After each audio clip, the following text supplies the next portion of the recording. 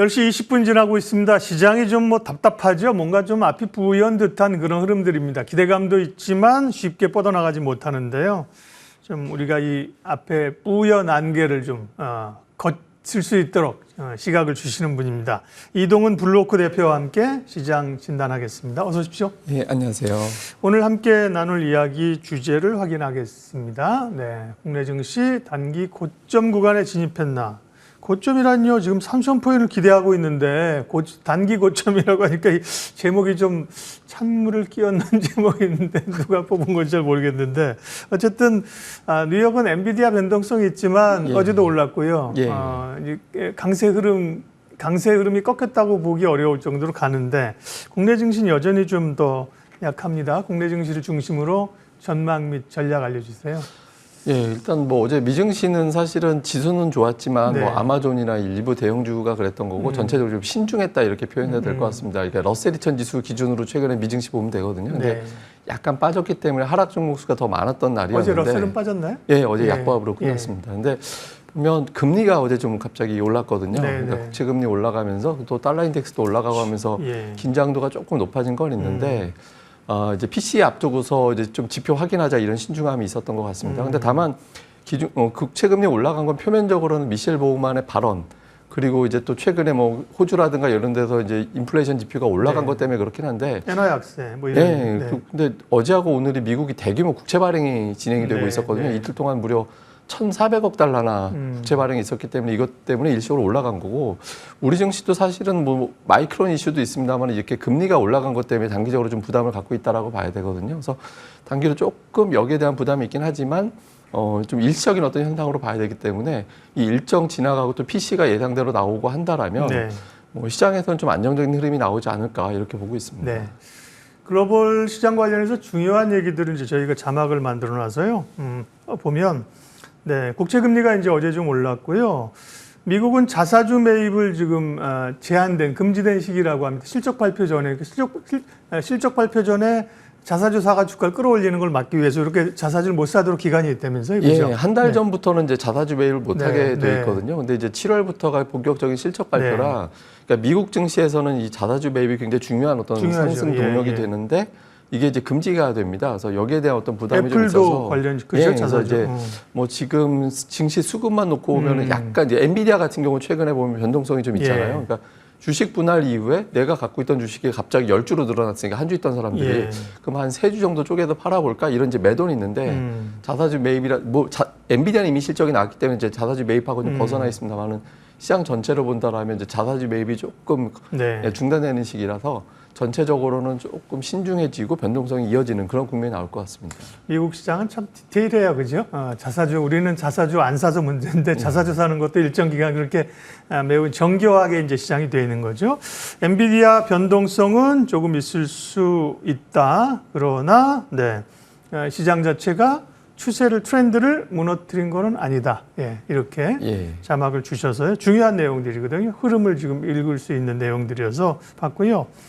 간밤에 마이크론 실적을 기대하면서 마이크론이 실적 발표하면서 AI나 HB의 모멘텀, 시간외에서 마이크론이 급등해지고 우리 반도체 쪽으로 올라가는 그림들을 그랬었거든요. 그죠? 근데 좀 다른 모습들이 지금 나타나고 있어서 마이크론 실적 의미 좀 해석해 주시고요. 우리 반도체 영향 좀 분석해 주세요.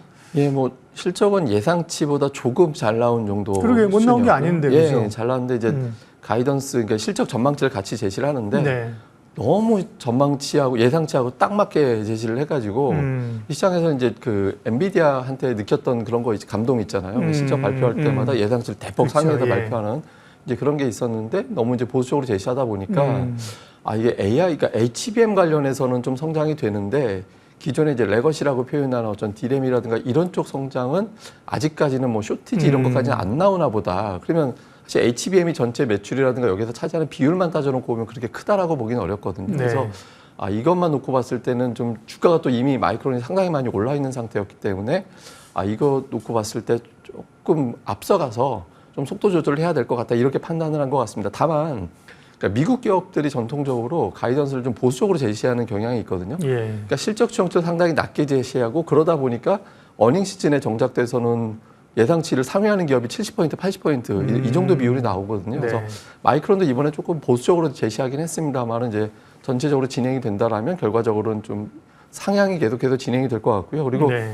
우리 증시에서도 이제 삼성전자, SK하이닉스가 이걸 보고 또 기준을 잡으면서 실적 추정을 할 텐데 뭐 오늘은 좀 영향을 받습니다만은 궁극적으로는 마이크론이 좀 엄살을 떤 것 같고 실적 추정시는 뭐 삼성전자, SK하이닉스가 점진적으로 상향 조정될 가능성이 높아서 결과적으로 보면 단기론 부정적이나 궁극적으로는 좀 좋게 해석될 가능성이 있어 보입니다. 네.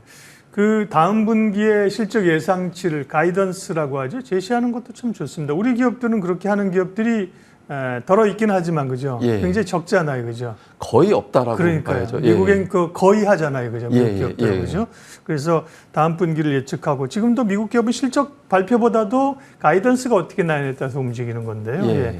우리가 그런 부분들에 좀 이 제도적으로나 분위기적으로 디테일하게 좀 갈 필요가 있습니다. 삼성전자 그럼 얘기 이어서 가면요. SK 하이닉스는 뭐 삼성전자 오를 때 좀 처졌다가 또 엔비디아 오르니까 급등했다가 오늘도 이제 변동성이 있다. 지금은 뭐 거의 낙폭을 또 좁혀오는 상황인데요. 삼성전자만 보면 8만 1,000원, 8만 원을 회복했고 여러 뭐 반도체 전략 회의 또 뭐 이런 이 시장과 소통하려고 하지만 엔비디아의 HBM 테스트 아직 안 됐고 또 뭐 파운드리 제품 결함 설이긴 합니다만 뭐 좀 뒤숭숭한 측면도 노이즈가 있어요. 삼성전자 전망은 어떠세요?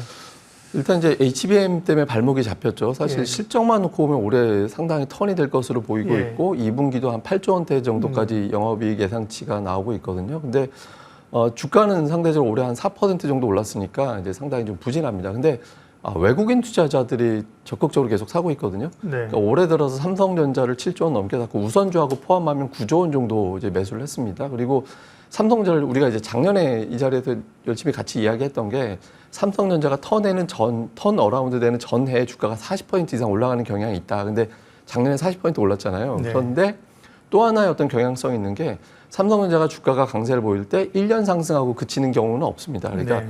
작년에 40% 올랐으면 올해 같은 경우도 두 자릿수 이상은 올라가는 통계적인 데이터가 있거든요. 그래서 지금보다는 좀 추가적으로 올라갈 가능성이 있어서 또 HBM이 발목 잡아서 그렇지 실적 자체만 놓고 보면 내년도까지 우상향하는 걸로 보여지거든요. 그래서 저는 궁극적으로는 삼성전자는 올해 연고점을 돌파할 가능성이 여전히 높다라고 봐야 되기 때문에 앞에 7자가 보인다라면 지금도 매수가 가능하다 이렇게 보고 있습니다. 연고점은 86,000원짜리를 말씀하시는 것 같습니다. 지난 4월이었었고요. 외국인들이 주식을 계속 사고 있다고 말씀하셨는데 사실은 지난달에 오랜만에 이제 순매도를 하지 않았습니까? 지난달 기준으로 이달에는 계속 이제 사고 있고요. 어제까지 외국인들 코스피 기준으로 하니까 와 4조 5,600억, 4조 2천억 굉장히 월별로도 많이 산 거죠, 이 정도면 그렇죠? 주로 뭘 사고 있고 그 의미 좀 알려주세요. 네. 그러니까 어제 같은 경우가 대표적인 케이스인데 어제 1, 2, 3위가 전부 삼성전자, SK하이닉스, 한미반도체 그러니까 이렇게 됐거든요. 근데 이제 어제는 뭐 엔비디아가 이제 급반등하면서 그거 관련해서 매수가 들어왔던 것 같고 올해 매수하는 걸 잘 보면 4개 업종 정도에 집중이 되어 있습니다. 그러니까 4개 종목군들이 그러니까 반도체, 자동차, 방산, 밸류업 그러니까 이렇게 이제 분류해 보면 되거든요. 근데 최근에 경향성을 보면 매수하던 종목을 더 강하게 매수하는 그런 경향이 있거든요. 그 매수하던 걸 강하게 매수하는 대표적인 게 반도체, 그러니까 삼성전자, SK하이닉스, 그다음에 자동차, 현대차, 기아, 현대모비스 이런 종목군들을 더 강하게 매수하는 그런 모습을 보여서 그러니까 외국인 투자자들은 올해 이제 수출주에 대한 어떤 실적 회복, 실적 대비 주가가 못 올라갔다라는 점을 여전히 이제 평가를 하면서 관련된 종목에 지금 집중을 하고 있는 걸로 보여지고 이런 매수 강도는 이 외국인들이 올해 역대급 매수하고 있거든요. 20조 원 이상 매수하고 있어서. 근데 이럴 때 지수가 보통 두 자릿수 이하로 올라간 사례도 별로 없기 때문에 올해 지수 전망만 놓고 본다라면은 뭐 좀 추가적으로 하반기에는 강해질 수 있는 동력이 될 것 같긴 합니다. 네. 물론 뭐 환율 얘기도 있고 한국만 사는 건지 글로벌하게 외국인들 움직임도 듣고 싶지만 더 중요한 질문이 있습니다. 엔비디아가 사실 워낙 많이 오르지 않았습니까? 그다음에 쏠림 현상이 있었기 때문에 엔비디아가 여기서 급락은 아니더라도 조금 이제 횡보 구간으로 가면 시장은 뭔가 새로운 또 주도주를 찾으려고 할 거 아니겠습니까? 그런 점에서 미국도 이제 최근에 몇 개 좀 업종이나 섹터에 대한 얘기도 많은데요. 지금 AI 다음에 주도주를 준비해야 될 시기일까요? 그렇다면 그런 기업들은 어딜까요?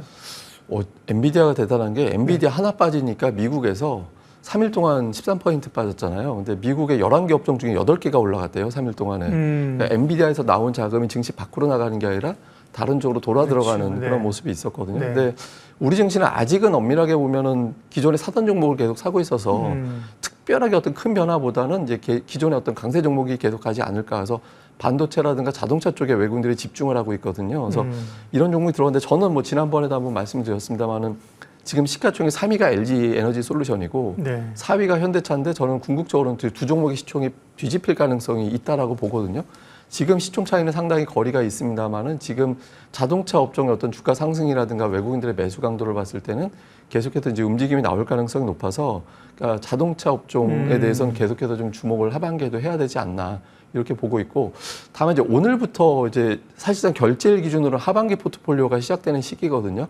그래서 이렇게 놓고 볼 때 좀 새롭게 어떤 부각되는 업종이 있는지는 뭐 좀 선입견 갖지 말고 좀 관찰을 계속 해볼 생각입니다. 사실은 삼성전자 다음에 LG 엔솔이 상당히 그 2위 시총 기준으로 2위 자리를 꽤 오래 지키지 않았습니까? 예. SK 하이닉스가 치고 갈 걸로 봤는데 하이닉스로 이제 자릿수가 순서 교체를 했고요. 지금 3위가 LG 에너지 솔루션인데 4위 현대차가 역시 더 위로 3위 자리를 차지할 수 있다 이런 말씀이신 거예요. 예, 중기적으로는 그렇게 보고 있습니다. 자동차 좋게 보셨고요. 그러니까요, 미국은 말씀하신 엔비디아에 쏠려있던 자금이 나와서 최근에 금융이나 뭐 유틸리티, 에너지 이런 쪽으로 그죠? 예. 바이오 이런 쪽으로 가는데 우리 시장은 또 그걸 좀 적용하기가 좀 어려운. 그럼 우리 시장은 이제 가는 쪽으로만 계속해서 순환하면서 가는 건가요? 관심 섹터 업종 마무리해 주십시오. 그 증시에 지금 자금이 풍부하지가 않거든요. 네. 그러니까 고객 예탁금이 들어온다라면 좀 다양하게 올라갈 텐데 예. 지금 기관들은 제한적으로 매매하고 있고 매수 주체는 외국인들 이외에는 뚜렷하다고 보기는 어렵거든요. 그렇죠. 그래서 강했던 종목군들을 계속 봐야 되는데 뭐 여전히 자동차 부품, 반도체 이쪽 주류 제가 뭐 계속 반도체 주변을 떠나서는 안 된다라는 그렇죠. 표현들이잖아요. 예. 근데 그 외에 이제 하나 만약에 추가를 한다라면 이제 조선주들이 최근에 움직임이 괜찮았거든요. 그러니까 삼성중공업을 제외하고는 HD 현대중공업 계열의 어떤 종목군들이 상당히 좀 강하게 올라갔는데 이런 종목들 대비 부품주들이 별로 못 올랐습니다. 상대적으로 뭐 성광밴드라든가 하이로코리아라든가 동성화인텍이라든가 이런 종목군들은 좀 덜 올랐기 때문에 해당되는 종목들을 볼 필요가 있고요. 그리고 반도체 내에서도 소부장, 전통의 소부장, 레거시 종목으로 분류가 되는 종목군들, 뭐 원익 IPS, ENF 테크놀로지, 하나마이크론 이런 종목들은 또 올라간 게 별로 없거든요. 그래서 네. 이런 종목들에 대해서도 계속 좀 관심을 가져나갈 필요는 있어 보입니다. 30초만 추가적인 궁금증이 있습니다. 오늘 역시 또 강한 화장품이나 음식료나 이런 섹터들은 좀 쉬었다 갑니까? 아니면 좀 고점입니까? 어떻습니까? 음식료는 약간 틈새에서 올라간 측면이 있거든요. 네. 음식료 전체가 시가총액이 4조 5조 원밖에 안 됩니다. 그러니까 시장이 부진할 때 상대적으로 대안으로 올라갔다라고 봐야 되기 예. 때문에 지금 시점에서는 오히려 좀 경계해야 될 것 같아서 지금은 조금 매수보다는 보유하신 분들 조금씩 정리해 나가는 전략이 필요할 것 같습니다. 화장품은요? 네, 화장품도 마찬가지입니다. 같은 지금 개념으로? 주가가 많이 네. 올라간 상태에서 예. 선별적으로 움직이고 있을 때는 좀 부담이 되거든요. 그래서 예. 접근하기는 어렵다 이렇게 봐야겠습니다. 네, 항상 시장의 이 중심, 균형을 좀 들으면 이제 정리가 되는 시간이죠. 오늘 시황해설 블루워크 이동훈 대표님 함께했습니다. 고맙습니다.